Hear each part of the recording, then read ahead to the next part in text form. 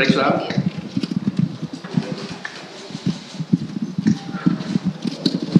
Bahwa terperiksa tidak melakukan penerimaan uang falas dalam LHKPN karena memang penerimaan uang falas tersebut seluruhnya terperiksa terima jauh sebelum terperiksa bertugas di KPK.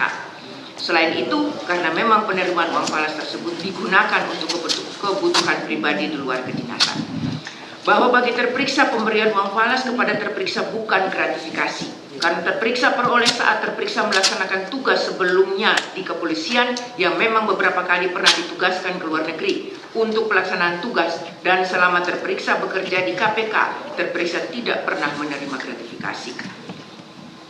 Penukaran falas tersebut adalah kepemilikan terperiksa pribadi, merupakan falas yang terperiksa kumpulkan sebelum terperiksa di KPK. Bahwa pada saat pemeriksaan di Bareskrim, terperiksa sudah menjelaskan bahwa terperiksa tidak kenal dengan saudara Rizkian Heri Santoso dari sekian banyak nama yang ditampilkan. Terperiksa tidak pernah memerintahkan mereka, karena terperiksa hanya memerintahkan saksi Kevin Egananta Yosua untuk melakukan penukaran falas. Bahwa terperiksa kenal dengan orang-orang yang melakukan penukaran falas, kecuali Rizkian Heri Santoso. Bahwa istri terperiksa seorang pengusaha.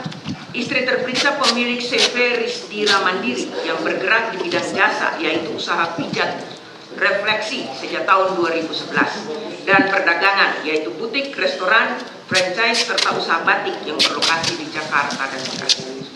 Bahwa CV Risdira Mandiri adalah milik keluarga dari mertua terperiksa yang diserahkan kepada istri terperiksa. Bahwa nomor HP terperiksa yang terperiksa gunakan adalah 0811952416 yang sudah terperiksa pakai sejak tahun 2011. Namun sekitar 2 bulan lalu, yaitu sekitar Oktober 2023, terperiksa sudah tidak lagi menggunakan nomor tersebut karena HP terperiksa dihack atau dibajak. Bahwa terperiksa kenal dan pernah melakukan komunikasi dengan saksi Syahrul Yassin Limpo, namun terperiksa tidak ingat lagi apa yang pernah terperiksa komunikasikan. Terperiksa juga tidak ingat kapan terakhir melakukan komunikasi dengan Syahrul Yassin Limpo karena nomor terperiksa dibajak. Bahwa terhadap percakapan antara terperiksa dengan saksi Syahrul Yassin Limpo tanggal 23 Mei 2021 yang diperlihatkan kepada terperiksa dalam pemeriksaan, pada pokoknya terperiksa menyampaikan bahwa terperiksa tidak mengenal percakapan dimaksud karena tidak lengkap dan tidak bisa menunjukkan nomor-nomor yang melakukan komunikasi. Jadi terperiksa tidak bisa mengecek kebenaran bahwa itu ada kaitan dengan terperiksa, dan seingat terperiksa dalam komunikasi via WA, terperiksa tidak pernah mengirimkan percakapan secara terputus-putus. Bahwa terhadap percakapan antara terperiksa dengan saksi Syahrul Yassin Limpo tanggal 4 Juni 2021 yang diperlihatkan kepada terperiksa dalam pemeriksaan, pada pokoknya terperiksa menyampaikan bahwa terperiksa tidak bisa mengingat satu persatu percakapan WA terperiksa dengan orang lain, apalagi HP terperiksa sudah dihack. Bahwa terhadap percakapan antara terperiksa dengan saksi Syahrul Yassin Limpo tanggal 7 Oktober 2021 yang diperlihatkan kepada terperiksa dalam pemeriksaan, pada pokoknya terperiksa menyampaikan bahwa seingat terperiksa benar komunikasi itu karena pada tanggal 7 Oktober 2021 terperiksa memang ada kegiatan paku integritas dan MOU, kegiatan pencegahan anti korupsi antara KPK dan Kementan RI. Bahwa terhadap percakapan antara terperiksa dengan saksi Syahrul Yassin Limpo tanggal 12 Desember 2021 yang diperlihatkan kepada terperiksa dalam pemeriksaan, pada pokoknya terperiksa menyampaikan bahwa terperiksa tidak ingat apakah terperiksa pernah melakukan percakapan tersebut. Bahwa terhadap percakapan antara terperiksa dengan saksi Syahrul Yassin Limpo tanggal 7 Juni 2022 yang diperlihatkan kepada terperiksa dalam pemeriksaan, pada pokoknya terperiksa menyampaikan bahwa di tanggal tersebut terperiksa memang sedang ada kegiatan di Desa Pakalo, Kecamatan Gonto Sulsel untuk menjalankan tugas sebagai Ketua KPK. Bahwa seingat terperiksa saat sedang di Melbourne ada pesan WA masuk handphone terperiksa, tapi awalnya terperiksa tidak tahu karena dari siapa, karena tidak muncul nama dalam handphone terperiksa. Pesan tersebut diterima melalui WhatsApp pada sekitar tanggal 28 atau 29 September 2023. Saat itu, saksi Syahrul Yassin Limpo menghubungi terperiksa melalui WA yang seingat terperiksa mengatakan, "Selamat siang, apakah ini nomor telepon jenderal? Saya pernah WA dengan profile picture yang sama, namun ternyata bukan jenderal." Bahwa selanjutnya pada hari Jumat, Saksi Syahrul Yassin Limpo kembali mengirimkan pesan melalui WA. Mohon izin Jenderal, baru dapat infonya. Kami mohon petunjuk dan bantuan karena masih di luar negeri. KB. Dan terperiksa jawab, saya lagi cuti karena menghadiri wisuda anak saya di Monas.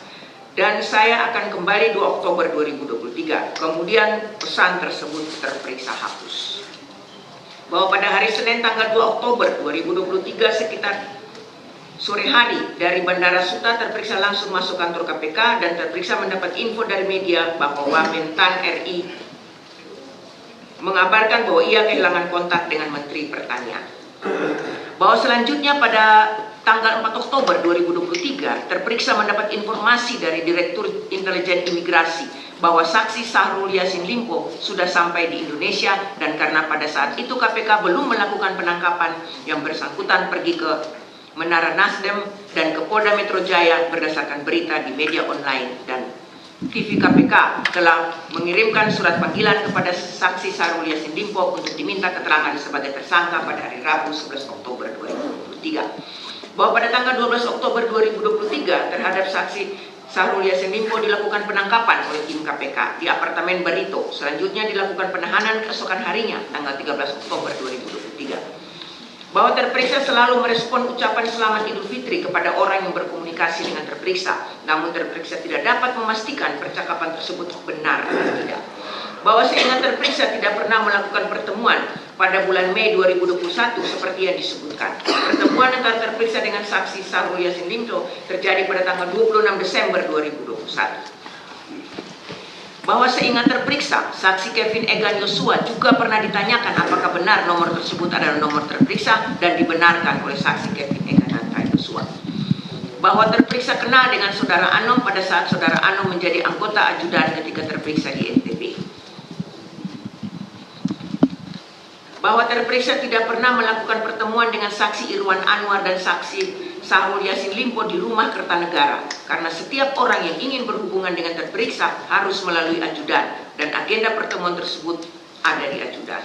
Bahwa terperiksa memiliki kursi khusus ajudan yang dapat terperiksa lihat ketika terperiksa bertemu di rumah terperiksa yang terletak di Villa Galasi. Bahwa terperiksa tidak mengetahui kendaraan yang digunakan saksi Syahrul Yassin Limpo saat datang ke rumah terperiksa karena terperiksa tidak mengantar tamu sampai depan rumah.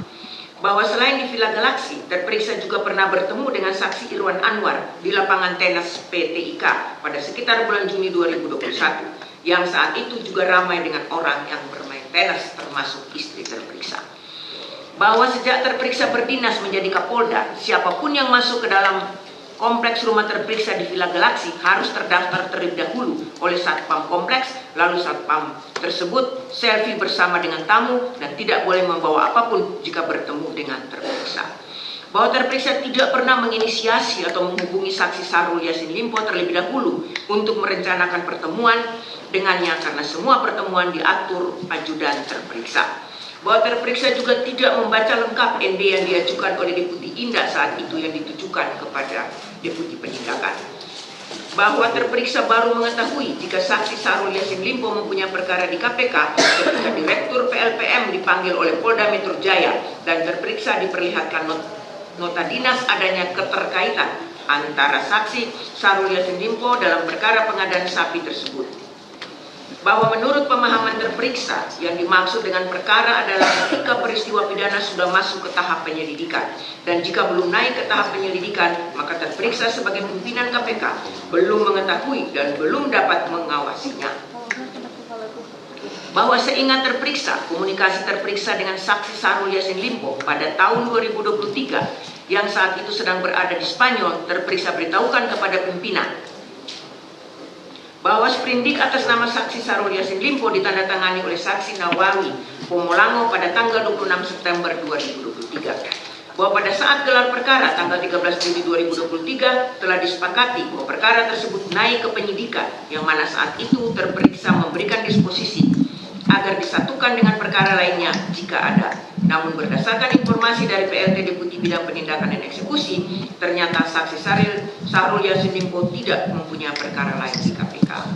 Bahwa terperiksa tidak diberitahu terkait penandatanganan sprindik tersebut dan terperiksa juga tidak pernah membicarakan hal ini dengan saksi Nawawi Pomolango. bahwa terperiksa tidak pernah mengatakan melalui WA dengan Sespim Saudara Heni Rusmawati bahwa saya tidak bertanggung jawab atas sprindik tersebut. Karena keputusan pimpinan adalah kolegial, bukanlah hak veto sebagaimana contoh yang ada. Bahwa sampai dengan hari ini terperiksa tidak pernah melakukan perbuatan yang dituduhkan. Pertemuan terperiksa dengan saksi Syahrul Yassin Limpo saat itu belum ada perkara yang ditangani KPK. Beberapa keputusan pimpinan selalu dilakukan berdasarkan kolektif kolegial. Bahwa terperiksa menyampaikan permohonan maaf atas keterlambatan pemenuhan undangan klarifikasi Dewas. Menimbang bahwa kepada saksi-saksi dan ahli di persidangan juga diperlihatkan dokumen dan barang bukti, yaitu berupa dokumen-dokumen mulai dari angka 1 sampai dengan angka 55 yang selengkapnya semuanya ada dalam putusan ini namun tidak dibacakan, dan bukti-bukti tersebut atau dokumen-dokumen tersebut telah dibenarkan oleh saksi-saksi dan ahli. Menimbang bahwa berdasarkan keterangan saksi-saksi dan ahli serta dokumen barang bukti persidangan telah diperoleh fakta-fakta hukum sebagai berikut.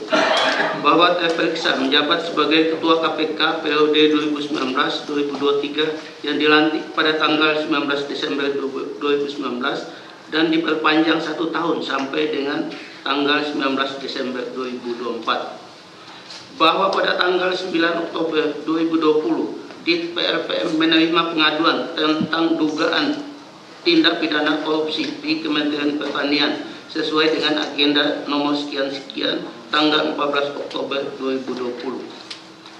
Bahwa pada tanggal 12 Februari 2021 saksi Syahrul Limpo dan saksi Irwan Anwar bertemu dengan terperiksa di rumah yang disewa yang terletak di Jalan Kertanegara nomor 46. Fakta tersebut didukung dengan keterangan saksi SYR, saksi Irwan Anwar, saksi Hartoyo, saksi Panji, saksi Muhammad Hatta, dan saksi ahli Saji Purwanto. Bahwa pada tanggal 27 April 2021, Deputi Informasi dan Data melimpahkan laporan hasil pool info yang dilakukan di PLPM pada Deputi Penindakan dan Eksekusi melalui nota dinas nomor sekian-sekian tanggal 27 April 2021 perihal pelimpahan hasil penanganan pengaduan masyarakat sebagai bahan penyelidikan atas dugaan pengadaan sapi di Kementerian Pertanian. Fakta tersebut didukung keterangan saksi Tommy Motomo, saksi Dwi Kurniawan, saksi Nawawi Pomolango, saksi Alexander Marwata, dan saksi Nur Gufron, serta barang bukti sebagaimana sudah disebutkan. Bahwa nota dinas nomor 117 sekian-sekian tanggal 27 April 2021 ditembuskan pada pimpinan KPK dan dalam lembar informasi bagi pimpinan KPK disposisi yang diberikan pimpinan pada pokoknya agar dilakukan penyelidikan terbuka. Fakta tersebut didukung dengan keterangan saksi Tommy Motomo, saksi Dwi Kurniawan Puswadi, saksi Nawawi Pomolango, saksi Alexander Marwata, saksi Nur Gufron, serta barang bukti sebagaimana yang sudah disebutkan. Bahwa pada angka 1 dan 3 nota dinas nomor 117 sekian-sekian tanggal 27 April 2021 telah mencantumkan dugaan keterlibatan anak dari saksi Syahrul Yassin Limpo dan mantan suaminya serta saksi Muhammad Hatta dalam pengaturan proyek di Kementan. Fakta tersebut didukung dengan keterangan saksi Tommy Motomo, saksi Dwi Kurniawan Puswadi, saksi Endar Prianto, saksi Asep Guntur Rahayu, saksi Nawawi, saksi Alexander Marwata, dan saksi Nur Gufron, serta barang bukti dokumen sebagaimana yang sudah disebutkan. Bahwa berdasarkan surat edaran nomor 2 tahun 2001 tentang penggunaan aplikasi sinergi, penanganan perkara di KPK sudah dimulai sejak pengaduan masyarakat diterima oleh Dit PLPM sampai dengan perkara telah memperoleh kekuatan hukum tetap. Fakta tersebut didukung oleh keterangan saksi Tommy Motomo, Dwi Kurniawan, saksi Nawawi Pomolango, saksi Alexander Marwata, saksi Johannes Tanak,